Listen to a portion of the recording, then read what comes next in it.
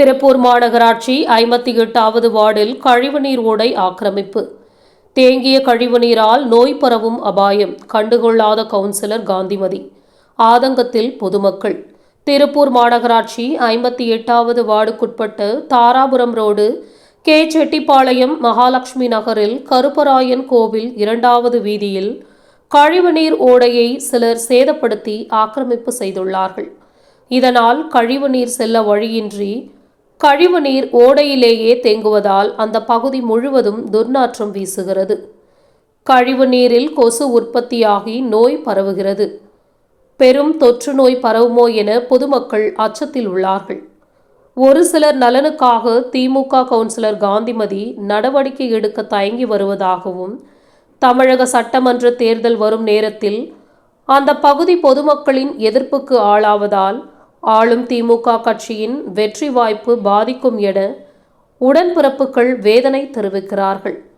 Mayor தினேஷ்குமாரும் 58வது ward councillor காந்திமதியும் நடவடிக்கை எடுப்பார்களா என பொறுத்திருந்து பார்ப்போம்.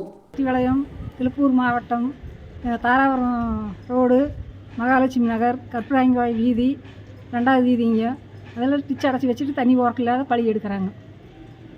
தண்ணி பூரா தேங்கி வீட்டுக்கு வருதுங்க சிங்கிள். இந்த டிச்சு யார் கட்டினதுங்க? நாங்கள் எங்கள் அப்போல்லாம் டிச்சு இல்லைங்க. நாங்கள் 2 வீட்டுக்காரரும் கட்டிட்டோங்க. அந்த அளவுக்கு எங்கள் வீட்டுக்காரர் தான் சைட் போட்டதுங்க. சைட் போட்டு ஒரு சைடு பூரா டிச்சு கட்டி விட்டார், ஒரு சைடு வீடு வரையில் டிச் ஆயிருங்க. அந்த மாதிரி கட்டினாங்க. எல்லாம் வந்து என்ன பண்ணிட்டாங்க, டிச்சு அடைச்சி பூரா மூடிட்டாங்க. அதுங்க. எந்த வீட்டுக்காரர் அடைச்சதுங்க?